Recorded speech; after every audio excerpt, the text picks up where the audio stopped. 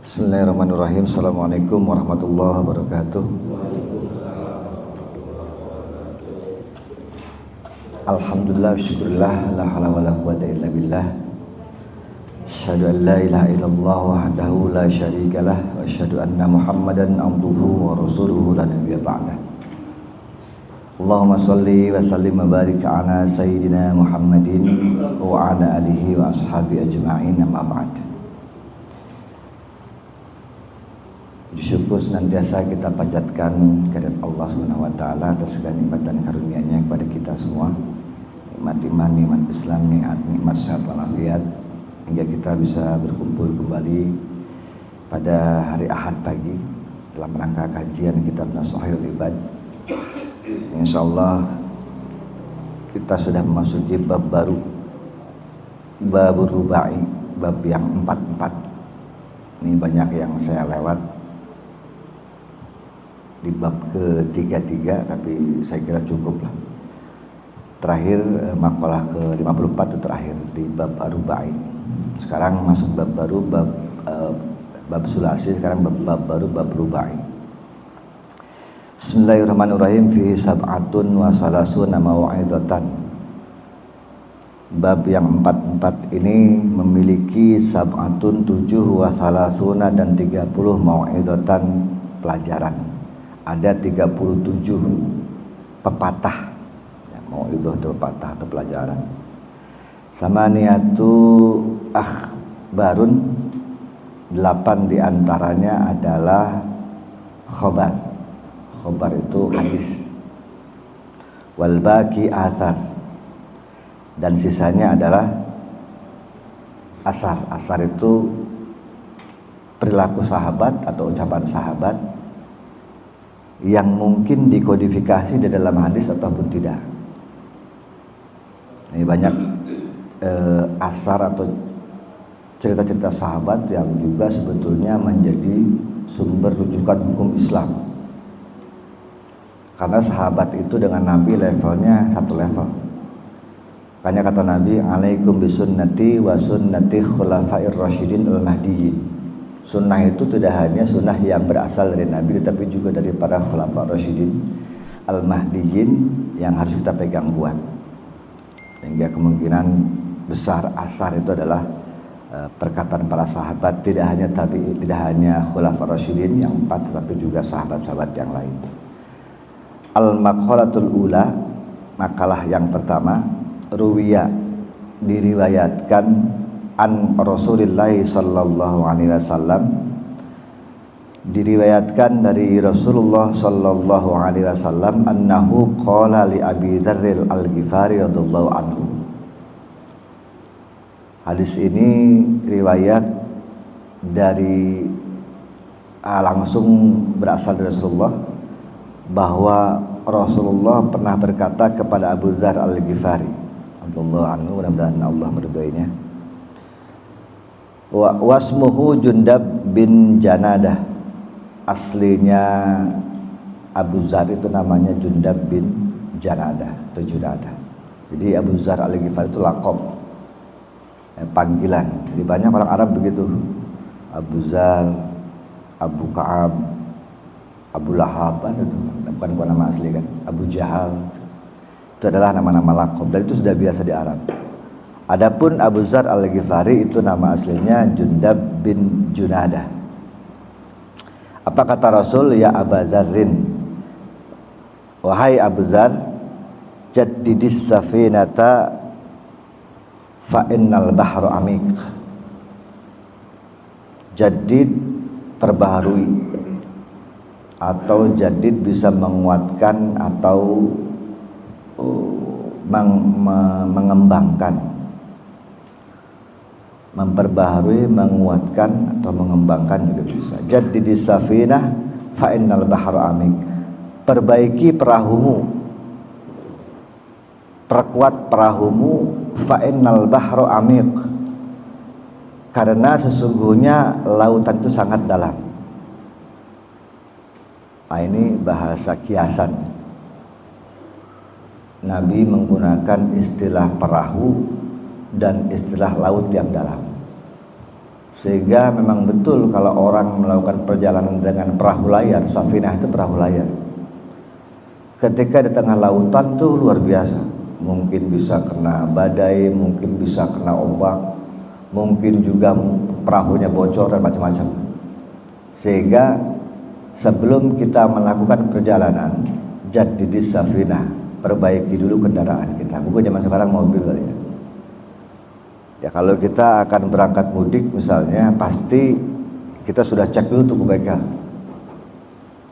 Mobilnya sudah dipastikan remnya berjalan apa tidak, olinya bocor apa enggak, bensin cukup apa enggak. Lalu kita mengadakan perjalanan jauh di Bahrun Amik, itu lautan yang dalam. Ai ahsin an-niyata fi kulli ma ta'ti wa tadal.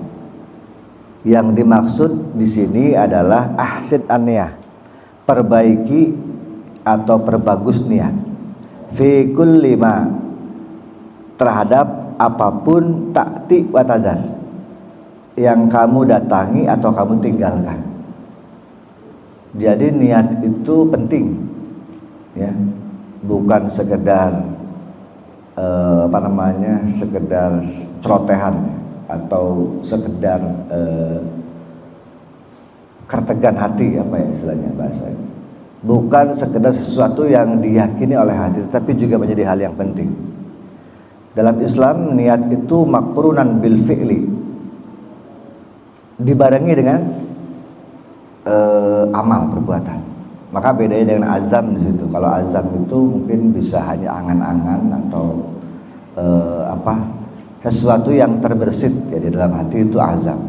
Tapi kalau sudah makrunan bil fi'li, dia nyambung dengan perbuatan, itu namanya niat. Maka dalam ibadah itu niatnya itu pas takbiratul ihram gitu. Atau pas puasa itu niatnya di malam harinya, atau menjelang sahur. Artinya makrunan bil fi'li, dia selalu mengikuti. Itu niat yang benar sesungguhnya. Makanya niat itu harus senantiasa diperbaiki, karena bagaimanapun juga hidup kita ini mempunyai arah dan tujuan. Itu ketika niatnya itu benar. Kita kerja, kalau orientasinya uang, maka yang dicari itu. Tetapi kalau kita kerja niatnya karena Allah, itu akan beda hasilnya. Itu aja contohnya. Kita kerja, lalu kemudian kita belajar, kita ngaji, apapun yang kita lakukan, tapi karena niatnya karena Allah, maka hasilnya akan beda. Itu yang dimaksud fa'innal baharu amik, sesungguhnya lautan sangat dalam. Maka niat itu harus senantiasa diperbaharui. Liyahsulalaka al-ajru wan najah min adabillahi ta'ala. Kenapa harus diperbaharui? Karena pasti kamu akan mendapatkan, memperoleh al-ajru wan najah, pahala kebaikan dan keselamatan, terselamatkan min adabillah, dari azabnya Allah. Dalam bahasa Nabi, niatul mu'min khairun min amali. Niatnya seorang mukmin itu lebih baik, lebih dahsyat daripada amalnya. Jadi jangan dikira niat itu sederhana. Kita nggak usah mikir niat itu adalah usoli, nggak usah. Usoli itu talafut bin niat. Karena hampir seluruh ulama sepakat an-niyatu mahallu fil qalbi. Ya, niat itu tepatnya di hati. Adapun talafut itu mendorong. Ya, dalam kajian Syafi'i itu kalau kita udah meningkat ke kitab yang lebih besar seperti misalnya Syarah Muhadzab misalnya, itu niat itu sudah dibicarakan banyak itu. Bahkan sampai menyatakan begini, kenapa harus talafut? Karena li ta'lim Syafi'i. Kalau kita mengajarkan orang niat, kamu mau salat, ya udah niatnya dalam hati. Itu tidak ta'lim, tidak memberikan pelajaran. Tapi kalau anak-anak kita ajarkan, misalnya ketika niat, niat gimana niatnya? Usolli fardhu, orang akan belajar. Nanti kalau sudah dewasa baru paham. Oh ternyata niat mahallu fil qalbi, niat itu tempatnya di dalam hati. Adapun talafut itu mendorong. untuk memberikan ketegasan terhadap niat. Ya, semua ulama sepakat niat itu mahalun fil qalbi, tempatnya di hati. Jadi nanti kalau ada persoalan, itu persoalan klasik sebetulnya, sholatnya pakai usuli apa tidak gitu, itu sudah tidak usah dipermasalahkan lagi, itu udah lewat. Karena niat sesungguhnya di dalam hati, tapi makrunan bil fi'li. Makanya dalam ibadah itu hampir semuanya itu berbarengan dengan perbuatan. Sehingga kemudian ada ulama yang membagi, ada niat ibadah, ada niat adat. Nah, bagi saya niat adat itu adalah azam. Karena niat itu ketika dibarengi dengan karena Allah, lillah, itu pasti menghasilkan sesuatu yang baik. Tidak hanya pahala yang diperoleh, tetapi juga Allah menyelamatkan dari azab api neraka. Sehingga penting orang kalau sudah punya niat baik, lalu kemudian tidak terlaksana niat baiknya, kan udah pahala. Ada gitu maksudnya. Besok saya mau sedekah, saya udah niat mau sedekah anak yatim 100.000 misalnya. Tiba-tiba begitu besok dia jalan macet, hujan besar, sehingga dia tidak bisa kemana-mana. Pada akhirnya dia niat lagi besoknya. Niat hari itu ketika dia itu ingin bersedekah kepada anak yatim sudah dicatat sebagai satu pahala. Tetapi kalau niat buruk kan tidak. Niat buruk selama niat itu tidak terlaksana, maka tidak dihitung sebagai amal keburukan. Ya walaupun pada dasarnya Allah akan menindak ma fi qulubikum. Dengan Al-Quran begitu. Allah itu tidak akan menindak sumpah seseorang atau ikatan perjanjian atau karena omongan, dasar omongan. Walakin yu'akhidukum, Allah akan menindak ma fi qulubikum, apa yang ada di hatimu. Jadi nggak sembarangan orang kalau punya, dia membayangkan ada seorang kaya, tetangganya misalnya kaya, lalu kemudian dia ngomong, enak ya kayak dia, hatinya ngomong, oh ini bisa jalan-jalan enak, kendaraan punya. Itu dihitung oleh ahli tasawuf sebagai ma'asiyatul qalbi. Dan Allah akan menindak apa yang ada di dalam hatimu. Apalagi kalau kita berpikir pengen kayak dia. Tetapi irinya itu bukan iri karena ilmu, irinya karena materi. Iri karena materi, iri karena jabatan, iri karena kedudukan. Ini dihitung sebagai ma'asiyatul qalbi para tasawuf. Hatinya sudah bermaksiat. Kenapa? Karena dia sudah tidak merasa cukup apa yang Allah berikan. Kan gitu. Padahal Allah sudah memberikan kecukupan, ya, berupa kesehatan, berupa mungkin dia masih mampu membeli ini dan itu, tetapi masih pengen lebih. Dan bahkan dia sempat berpikir atau mungkin di dalam hatinya menginginkan sesuatu yang sebetulnya bukan miliknya, misalnya gitu. Atau membayangkan sesuatu yang kira-kira kalau saya seperti dia, saya pasti bakal enak. Jadi seolah-olah merupakan Allah, padahal sesungguhnya dia sudah enak, tapi dia pengen lebih enak. Itu ma'asyatul qalbi. Wa kataba al-Imam Umar al-Faruq, dan telah ditulis oleh al-Imam Umar al-Faruq ila Abi Musa al-Asy'ari. Jadi pernah Umar bin Khattab itu menulis surat kepada Abu Musa al-Asy'ari. Abu Musa ini adalah gubernur pada waktu itu. Mungkin Umar waktu itu menjadi khalifah. Jadi bagusnya begitu, zaman dulu tuh begitu. Kalau kebiasaan para pejabat itu saling menyurati, artinya mengingatkan. Lurah ngingatin RT RW kan gitu. Jadi nyuratin, kasih surat. Himbauan, bukan sekedar himbauan yang sifatnya akan ada ini itu, tapi tidak, menyurati untuk melihat kinerjanya, apa yang sudah kau lakukan, apa peristiwa yang terjadi yang kira-kira mengganggu di sana. Jadi senantiasa Para khalifah itu begitu cara menegur, cara kemudian memperingatkan atau ingin tahu, itu selalu memberikan surat. Kata Imam Umar Al-Faruq ila Abi Musa Al-Asy'ari radhiyallahu anhuma, man khalasat. Nah, dia barang siapa yang man khalasat niyatahu, barang siapa yang niatnya ikhlas, kata Umar. Orang yang memiliki niat yang ikhlas, yang murni, illah, karena Allah. Khalasat niyatahu maksudnya dia melakukan pekerjaan apapun itu karena Allah.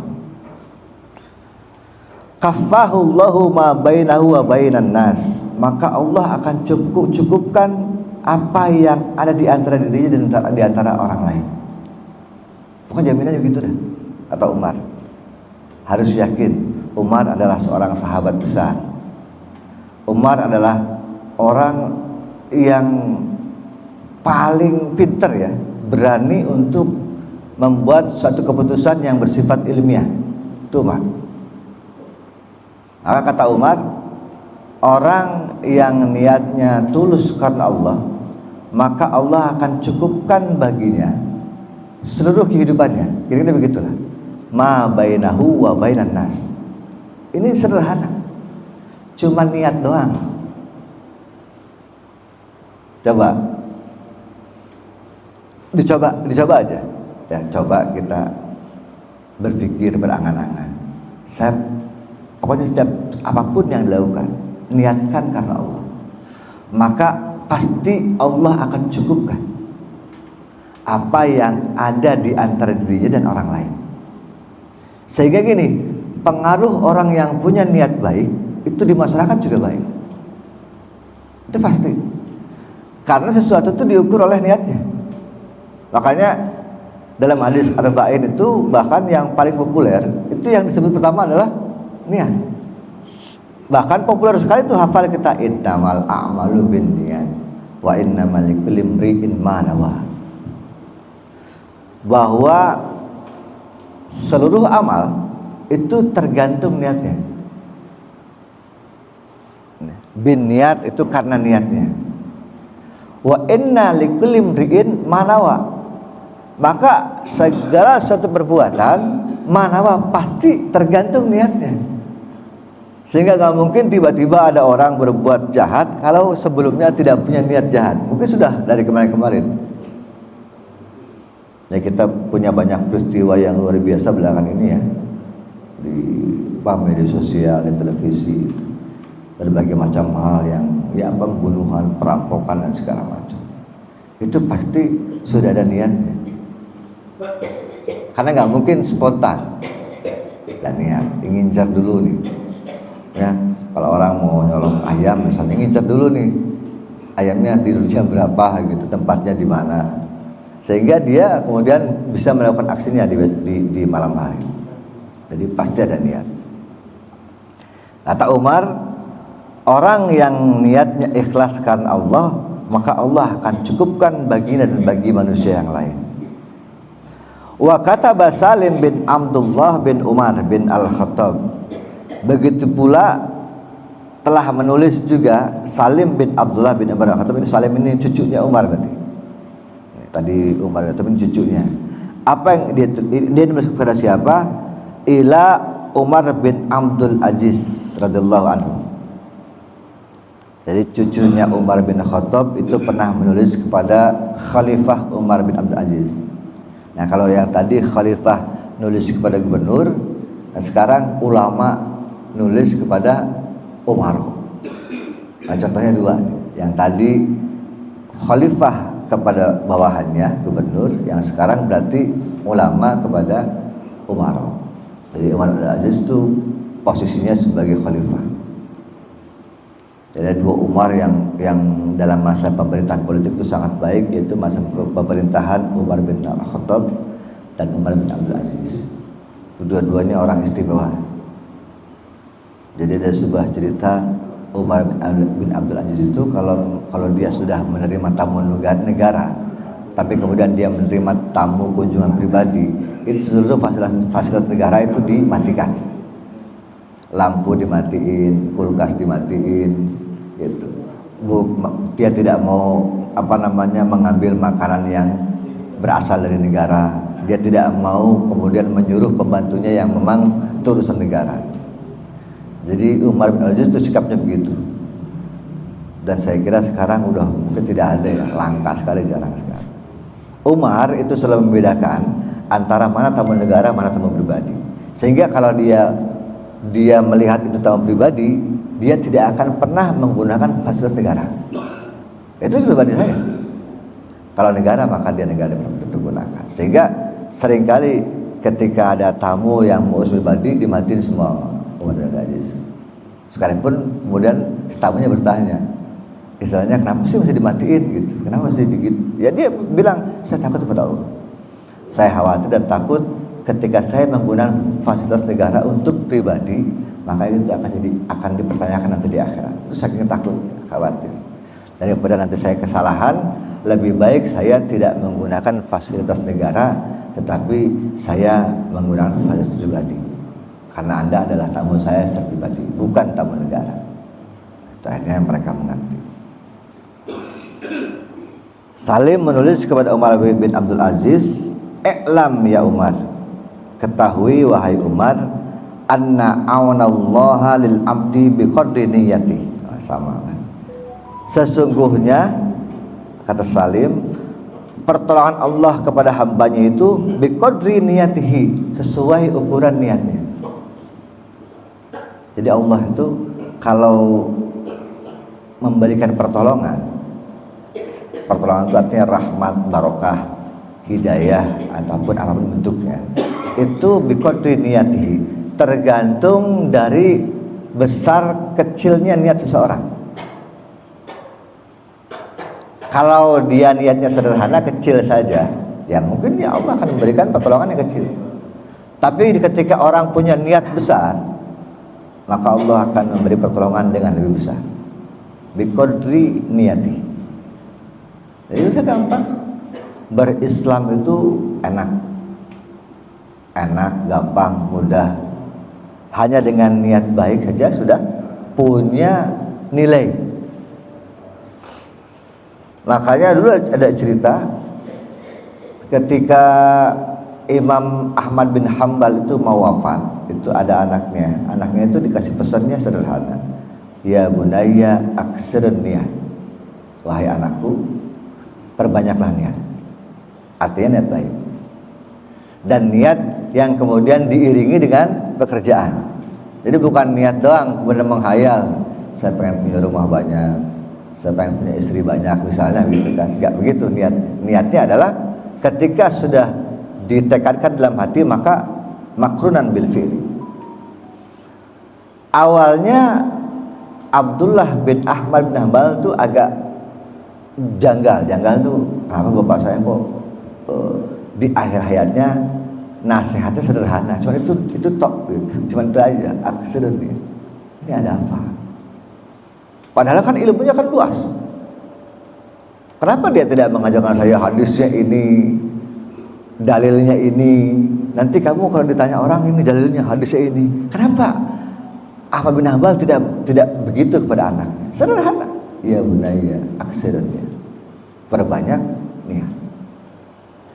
Jadi ternyata setelah wafat bapaknya, selama sekian tahun baru dia tahu dan paham bahwa apa yang dia niatkan selama dia kecil, dia terbukti setelah dewasa. Jadi dia itu berniat ingin meneruskan tradisi bapaknya, dan kalau perlu, kalau bapaknya hanya punya satu pesantren, maka dia punya 10 atau 20 pesantren. Itu terbukti. Niatnya dari awal seperti itu. Terus dijalankan, dia mengajar, menggantiin orang tuanya posisinya, terus kemudian dia membuat bangunan, menjadikan pesantren 1, 2, 3, lama ternyata betul. Dia baru sadar setelah dia tua. Ya Allah, betul. Ternyata apa yang saya niatkan dulu 20 tahun yang lalu sekarang terwujud. Oh, ini ternyata yang dimaksud dengan nasihat bapak saya, aksirun niat, perbanyak niat. Jadi perbanyaklah niat yang baik. Tadi sudah khalifah menulis kepada gubernur, terus kemudian ulama menulis kepada umaro, sama dengan niat juga kadarnya seperti itu. Faman khalasat niyatahu tamma awanallahu lahu. Maka orang yang sudah mengikhlaskan niatnya, maka tamma awanallah, akan sempurna pertolongan Allah. Wa man naqasat niyatuhu naqasa anhu aunullahi biqadri dzalik.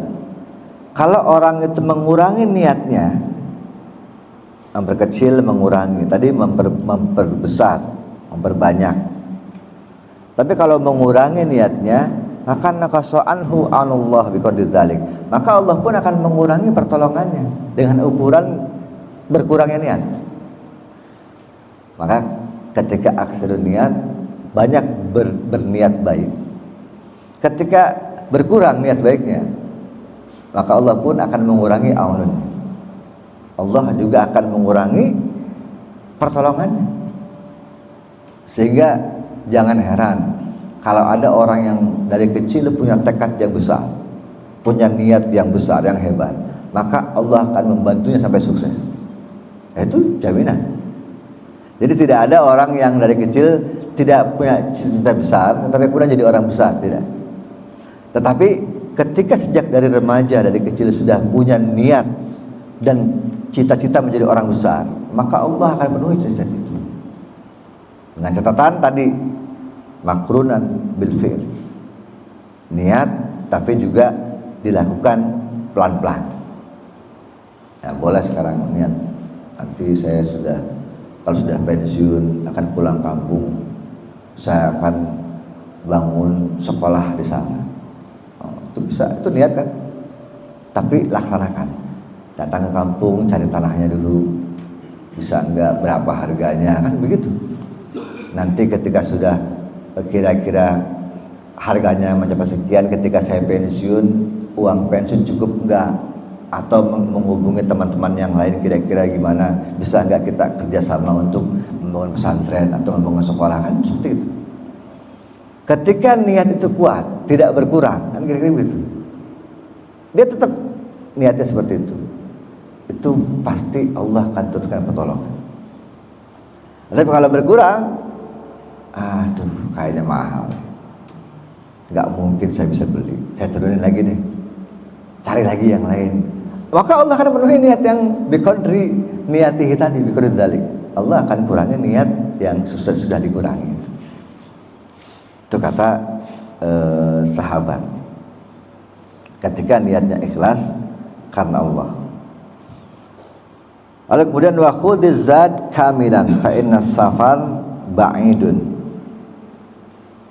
Sampai satu hadis saja, dikit lagi. Wa khudhiz zad kamilah, maka bawalah bekal yang cukup.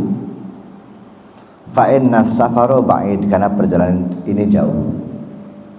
Kita kalau bicara bilang bekal yang cukup, itu berarti bekal yang cukup selama perjalanan kita. Kalau kita mau naik gunung, kira-kira mungkin 2-3 hari, maka bekal yang kita persiapkan cuma 3 hari. Dan beda antara bekal naik gunung dengan bekal bertamasya, kan beda. Nah, sehingga kita bisa membedakan itu. Kalau kita niat untuk hidup yang mapan, yang lebih baik, maka persiapkan bekal ke arah itu, bekal yang cukup. Karena sesungguhnya perjalanan itu sangat jauh. Wa khaffifil himla, tetapi ringankanlah beban. Fa innal aqabata kaudun, karena sesungguhnya banyak kesulitan dalam perjalanan. Kalau kita punya beban yang banyak, itu pasti sulit akan menempuh perjalanan. Gampangnya gini, kalau kita itu punya banyak keinginan, kita hidup di dunia ini sebetulnya cukupnya hanya cukup makan saja. Orang kalau sudah makan pasti sehat, ya. Tapi persoalannya adalah beban yang kita penuhi adalah kita pengen yang banyak. sudah makan pengen pakaian gitu. Sudah pakaian pengen rumah. Sudah rumah pengen kendaraan. Sudah ada rumah, sudah ada kendaraan, sudah ada pakaian misalnya, kita pengen beli lagi. Pakaian pengen beli lagi karena kurang. Lalu kemudian kendaraan pengen beli lagi karena kurang. Rumah pengen beli lagi karena kurang. Nah, itu namanya beban yang berat. Banyaknya keinginan itu menambah berat beban dalam hidup. Tetapi kata hadis ini, wa khaffifil himla, ringankanlah beban. Fa innal aqabata kaudun, karena sesungguhnya perjalanan ini sulit dan terjal. Jangan sampai beban kita banyak lalu kita tergelincir. Jangan sampai beban kita banyak kalau kita jatuh. Kenapa? Karena tidak tahan atau tidak kuat menahan beban. Orang naik gunung itu kalau bebannya ringan enteng enak.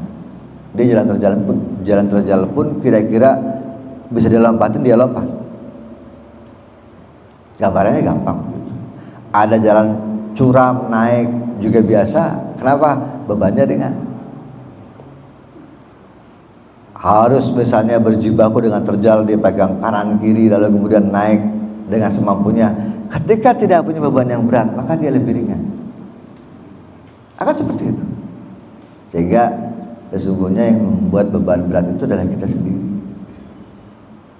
Maka ini peringatan dari Rasul, wa khaffifil himla fa innal aqabah kaudun. Wa akhlis amal, kemudian perbaiki atau ikhlaskan amal. Fa innan nakid basirun, karena sesungguhnya nilai itu, nakir itu ay al-mu'tabaru al-mumayyizu bainal husni wal qabih, bainal hasan wal qabih, wa huwa Allah Ta'ala. Jadi sesungguhnya gini, kalau kita sudah meniatkan amal, maka sudah biarkan. Karena sesuatu yang kemudian kita pertimbangkan sebagai kebaikan dan keburukan, itu sesungguhnya berasal dari Allah. Intinya gini, kita tidak perlu memikirkan hasil. Yang penting prosesnya kita jalankan. Hasil itu biar Allah yang atur. Sehingga ketika kita punya niat yang tulus, niat yang ikhlas karena Allah, apapun hasilnya, maka kita akan terima. Karena niatnya karena Allah. Kata Allah begitu, an-nakid, lu gak usah berpikir tentang baik dan buruk, nanti hasilnya baik apa enggak, hasilnya itu kalau begini bagaimana. Sudah, serahkan kepada Allah.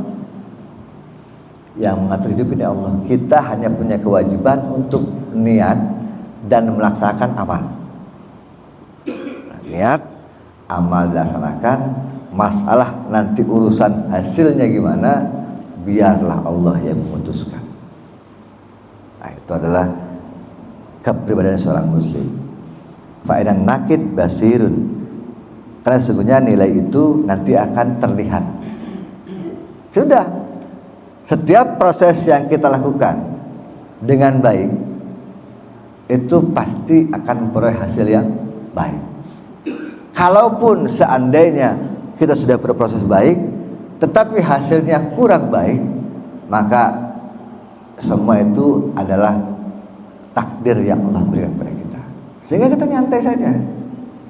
Bismillah, saya mau bangun sekolah. Terus pelan-pelan jalan. Ternyata begitu selesai, misalnya sekolahnya tidak jadi, tapi jadinya misalnya tempat ibadah misal, atau tempat pelatihan misalnya. Ya sudah, bahwa itulah takdir yang Allah berikan. Tetapi kita bangga bahwa kita sudah berproses sedemikian lama. Setiap proses yang dijalankan dengan niat karena Allah, maka semua berdalih kebaikan sampai proses akhirnya. Sehingga santai saja. Nanti hasilnya seperti apa, kita tidak usah berpikir, tidak usah kemudian berangan-angan, serahkan semua kepada Allah. Maka insya Allah ketika proses kita baik, maka Allah akan memberikan yang terbaik. Jadi sugah gitu aja. Itu yang terakhir. Ai matli'u wa muraqibu li jamil ahwal. Karena sesungguhnya tempat akhir muraqib itu adalah tumpuan atau kumpulan dari semua kondisi dan keadaan. Jadi kalau kita di awalnya selalu berniat karena Allah dan demi kebaikan, tujuannya adalah tujuan kebaikan, ya, jamil ahwal, maka pasti Allah akan berikan mungkin kebaikan yang tidak kita kira, yang tidak kita duga.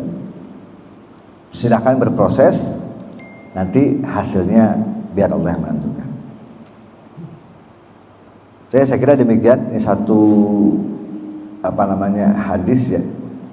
Nanti ada lagi beberapa yang lain di bulan depan insyaallah. Mudah-mudahan ini ada manfaatnya dan bisa menjadi pelajaran untuk kita. Banyak sekali pelajaran sebetulnya, terutama tentang niat.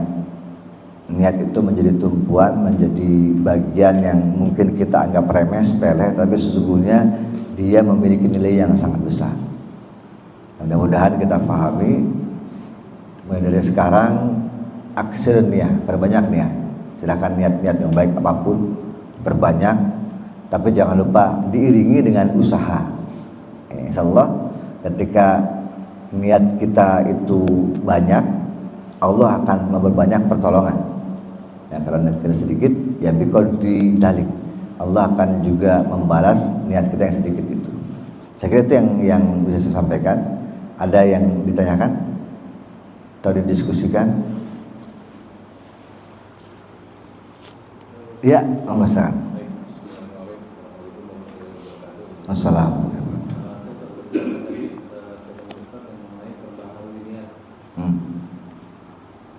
Biasanya kan gitu, kalau kita niat, misalnya kita dari rumah niat mau sholat, kita berjalan menuju sholat. Tapi pada saat mengenai perbaharunya itu untuk nambah ibadahnya atau kemudian mengurangi ibadah, termasuk dalam materi ini. Kita naik mau sholat, tiba-tiba hujan besar. Nah kita udah sekarang rumah aja. Berarti kan niatnya udah berubah. Maksudnya perbaharui niat di sini, kita memperbaharui untuk menambah tadi yang sholat madu, jadi sholat ada sholat sholat sunnah, atau mungkin karena suatu keadaan kita jadi mengurangi niat. Jadi perbaharuinya itu dalam hal apa gitu? Kita mau menambah, mengurangi atau sesuai dengan keadaan. Kita coba mau penjelasannya. Ya. Assalamualaikum. Ini sebetulnya di bagian akhir tadi, ya, wa akhlis al amal fa'inan nakid basir. Murnikan amal, ikhlasan amal, karena sesungguhnya nilai itu Allah yang akan jamin, dan pada akhirnya nanti akan terlihat. Sehingga kalau kita bicara niat itu bicara hati.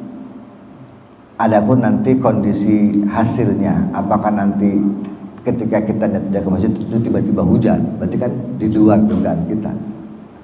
Tapi niat kita kan sudah sholat, maksudnya begitu. Maka kata Allah, udah Anda berproses saja, saya yang tanggung jawab. Sehingga ketika pun nanti hujan, ya itu kan tanggung jawab Allah, kan Allah sudah mentakdirkan itu hujan. Tetapi bahwa niat yang sudah ditanamkan dalam hati untuk salat jamaah itu sudah dihitung sama dengan nilai salat orang jamaah ke masjid. Sama nilainya. Ketika pun Anda salat di rumah, jamaah lagi dengan istri dan anak-anak, atau tidak jamaah, sudah dinilai sebagai salat jamaah. Nakid basir, nilainya itu kelihatan. Dan sudah Anda nggak usah mempertimbangkan baik buruknya seperti apa, hasilnya bagaimana, Allah yang jamin. Maka bahasa niat itu seperti itu. Apapun yang kita niatkan untuk tujuan Allah, maka Allah akan memberikan pertolongan kepada kita. Biqadri dzalik, dengan ukuran niat tadi. Sehingga kalau niatnya adalah salat jamaah ke masjid, ya itu yang akan Allah ukur sebagai niat jamaah ke masjid. Maka pahalanya sudah tercatat 27 kali lipat. Akhirnya begitu. Hujan itu di luar perkiraan kita, di luar kekuasaan kita, ya kan? Tapi niatnya sudah yang sudah jadi niat itu bukan berarti kemudian itu berubah. Niatnya berubah nggak? Kan nggak berubah niatnya. Niatnya tetap masalah jamaah ke masjid, tetapi ternyata hujan. Kan nggak berubah niat. Bukan berarti, kecuali begini ya, dari awal nih, saya mau satu masjid lah, tapi kalau hujan saya mau pulang ke rumah. Itu niatnya beda, udah lain. Dikira. Tapi kalau niatnya saya pergi ke masjid mau sholat jamaah, sudah itu aja yang tanamkan. Begitu jalan hujan, dia pulang, nggak jadi ke masjid. Kan di luar dugaan dia. Niat itu dari situ maksudnya. Jadi sehingga yang jadi niat ya yang di awal. Senantiasa perbaiki niat. Ketika kita mau melakukan perjalanan, perbaiki perahunya, perbaiki kapalnya, perbaiki kendaraannya, kan begitu. Maka ketika kita niat mau sholat, perbaiki niat sholatnya karena Allah. Perbaiki bahwa ketika saya jalan, saya sadari kaki kanan saya melangkah menghapus dosa yang kaki kiri saya langkahkan. Itu seperti itu. Itu niat-niat yang baik. Maka Allah akan menilai, akan mengukur, memberikan pertolongan sesuai dengan kadar niatnya. Itu tidak berubah niatnya. Jadi jadi iman itu jadi niat itu begitu memperbaharui, menguatkan.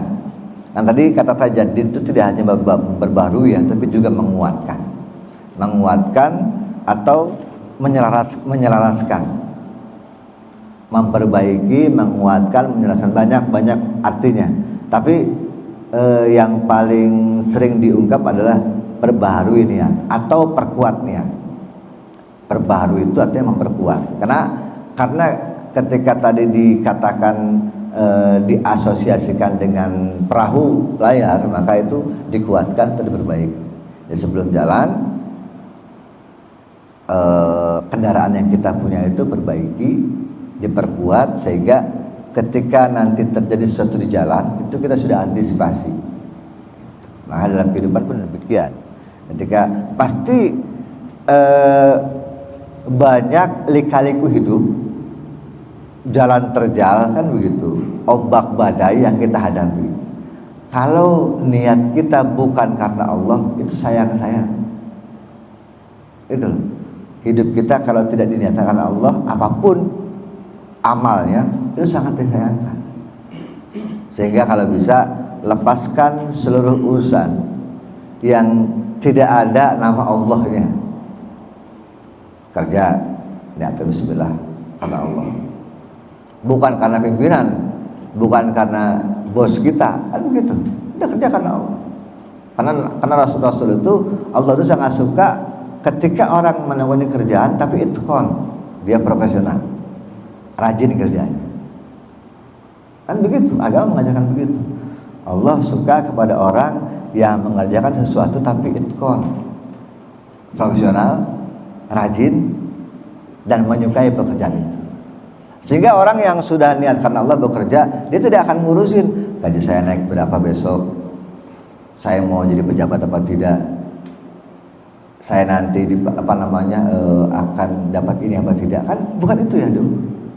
Bahwa saya ketika kerja saya niat karena Allah, maka apapun pekerjaan saya lakukan saya senangi sebagai sebuah pekerjaan.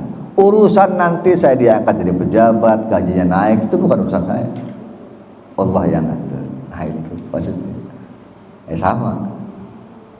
Ketika jamaah pun begitu, niat jamaahnya sudah kuat, masalah nanti urusan di jalan hujan, badai segala macam, saya pulang lagi, yang penting niat saya udah salat jamaah. Itu namanya jadi dunia. Kira begitu. Ada lagi? Oh iya, Bapak. Assalamualaikum. Dan mengenai niat ini memang ini saya sendiri masih kadang-kadang suka bingung juga gitu ya. Apakah waktu kita berniat, waktu ingin berniat sesuatu itu kita harus merencanakan, misalkan dalam suatu tempat tertentu seperti di perusahaan gitu ya, kan merencanakan sesuatu itu perlu persiapan segala macam gitu. Atau ya sambil lalu saja gitu, melihat sesuatu tadi misalkan ada orang kaya yang saya sampaikan pengen juga kayak saya seperti dia gitu. Tapi niatnya niat buruk karena nafsunya, hanya sekedar niat saja sambil lalu saja sekarang mau sesuatu lihat niat gitu, atau memang dengan di tempat tertentu kita harus secara istilahnya secara khusus gitu, sehingga niatnya akan beda dengan yang tadi, antara yang khusus mempunyai perencanaan yang baik atau jangan sepintas saja gitu. Gimana? Terima kasih. Ya. Ya lagi-lagi begini ya, pokoknya intinya begini, kalau kita menghubungkan niat dengan niat kita karena Allah dengan hasil yang terjadi, kata Allah kan ada kata kuncinya di aunullah, Allah akan memberikan pertolongan biqadri niyatihi, dengan ukuran niatnya. Kalau niatnya sambil lalu, maka hasilnya juga sambil lalu. Itu sudah sudah banyak dibuktikan. Tapi kalau niatnya dengan planning, dengan rencana yang matang, maka Allah akan memberikan sesuai dengan apa yang Anda niatkan. Biqadri niyati, dengan ukuran-ukuran niat yang sudah Anda niatkan. Itu pasti ketika niat lalu kemudian kita jalankan dengan planning, dengan semua yang kita catat, bahkan sudah diatur sedemikian rupa, seolah bahwa niat saya ini pasti akan terlaksana, maka Allah akan menolong terus sampai pada hasilnya sesuai dengan planning yang kita pergunakan. Berbeda dengan hal yang tidak pakai planning, sambil lalu saja, maka hasilnya seperti itu sambil lalu. Pertolongan Allah itu datangnya di situ, munculnya. Tetapi dengan meniatan kita karena Allah, itu tadi saya bilang, ketika niat baik karena Allah, sudah tidak perlu berpikir nanti hasilnya seperti apa. Serahkan semuanya kepada Allah. Karena Allah biqadri niyati. Karena firman Allah itu akan turun berdasarkan kadar niatnya. Ya sudah, artinya gini, kita tidak usah juga membayangkan niat kita demikian dengan planning kita yang bagus. Lalu kita yakin. Itu yang bahaya sebetulnya.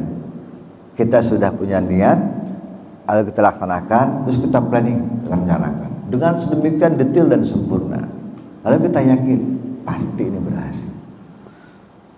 Berarti itu artinya sudah merasa sombong. Itu bahaya juga sebetulnya. Tetapi kalau juga sudah dengan perencanaan matang, sudah sedemikian rupa dibuat, lalu kita yakin semoga Allah memberikan yang terbaik buat saya.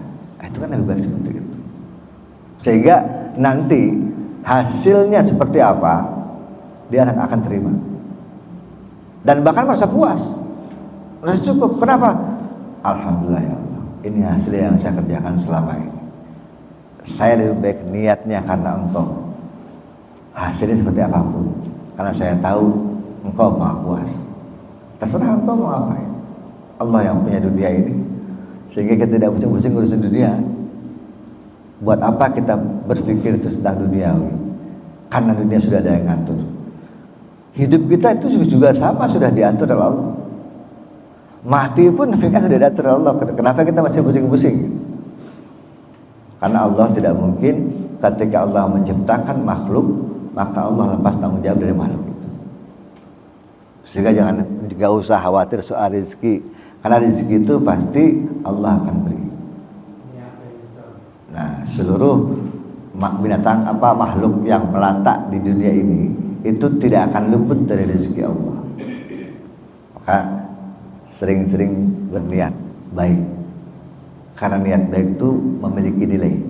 Ya tidak hanya nilai dalam pengertian pahala, tetapi juga nilai yang kita peroleh nanti. Karena niat baik itu ketika di dunia itu akan jadi catatan. Makanya di Al-Quran bilang gitu kan, Allah akan menghitung apa yang ada di hati kamu. Makanya bahasa hadis benar kan, innallaha la yanzuru ila suwarikum walakin yanzuru ila qulubikum. Allah itu tidak melihat pada sisi fisik orang, ya, karena sisi fisik bisa menipu. Emang yang dimaksud dengan orang ketika ke masjid itu harus pakai peci begini, harus pakai sarung begitu kan? Tidak ukuran. Apakah harus pakai jubah? Apakah harus pakai peci seperti itu kan? Bukan ukuran. Innallaha la yanzuru ila suwarikum walakin yang duri qulubi. Tapi bagaimana orang itu niatnya ketika ke masjid? Karena suatu perbuatan bisa rusak amal itu karena niatnya yang nggak benar. Pakaiannya sih benar, pakaiannya Islami, ya kan? Jubah, pakai ini. Tapi niatnya itu bukan karena Allah, niatnya karena saya ini pengen dilihat bahwa saya ini adalah seorang muslim yang baik. Minimal ketika orang melihat saya ini berjenggot, saya adalah pengamal sunnah, misalnya begitu. Niatnya sudah berbeda. Itu beda. Sehingga betul niatul mukmin khairun min amali. Itu benar. Niatnya orang mukmin itu lebih baik daripada amalnya. Karena amal yang baik keluar dari niat yang baik. Itu, sehingga dorongannya seperti itu. Maka niat yang makrunah bil fi'li ketika sholat juga adalah sebuah kebaikan. Bukan usollinya ya, tapi niatnya.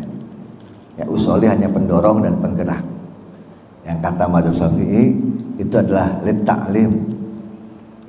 Harusnya kalau di salah muhadzab itu kalau orang sudah tidak lagi untuk taklim, ya sudah nggak dipakai itu sorry.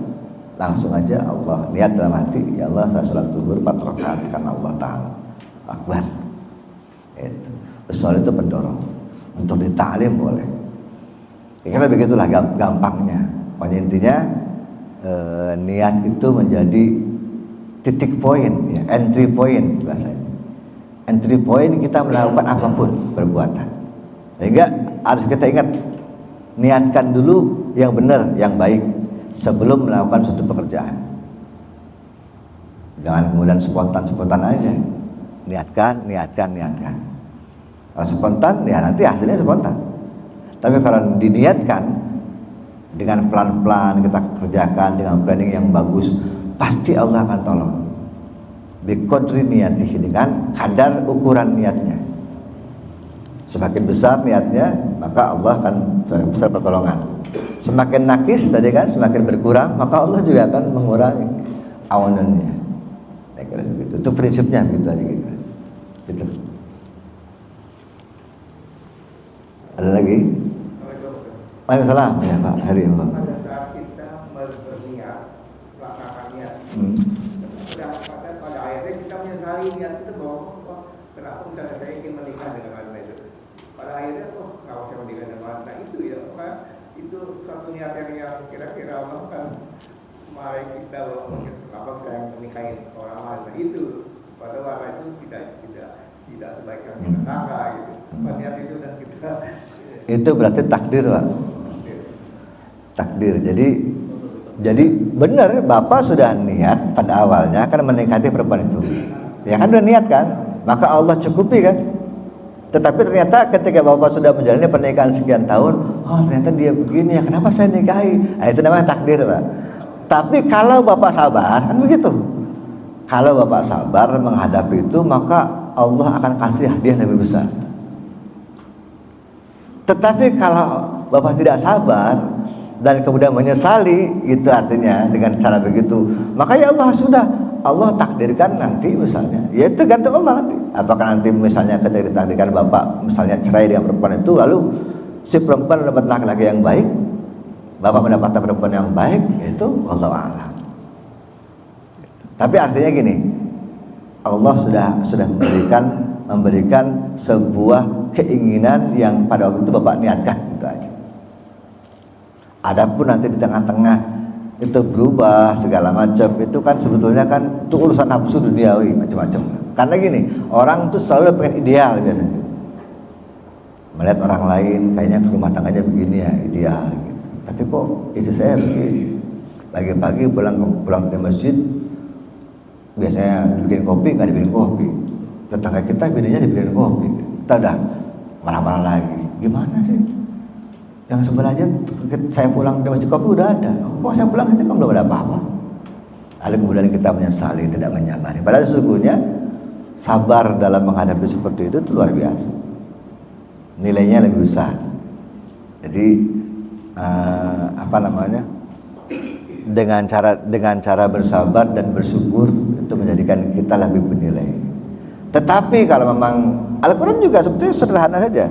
Kalau kita sudah tidak suka, kalau kita sudah tidak mampu, itu jangan digantung. Kamu ambil itu keputusan. Iya, enggak, gitu loh. Sudah selesai, ya sudah. Nanti kita kemudian kembali kepada takdir Allah. Kita berharap kepada Allah. Niat lagi yang baik kan. Ya Allah, mudah-mudahan dengan cara begini saya mendapatkan istri yang baik lagi atau suami yang baik lagi. Maka terserah Allah.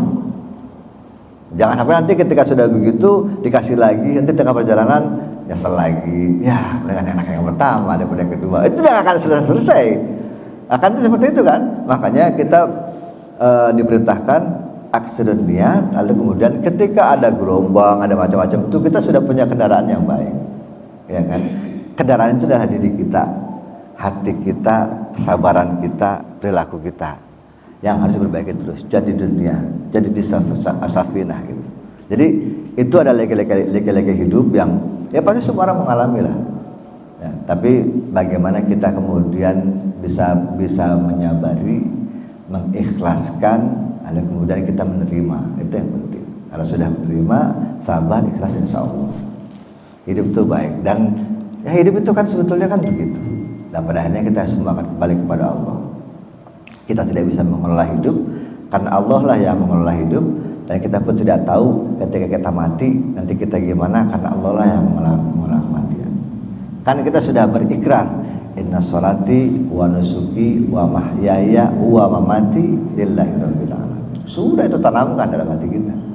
Prinsip hidup kita itu dibaca setiap mau sholat, ya kan, bahkan dalam sholat dibaca. Udah prinsip kita itu, sholatku, ibadahku, hidupku, matiku, karena Allah.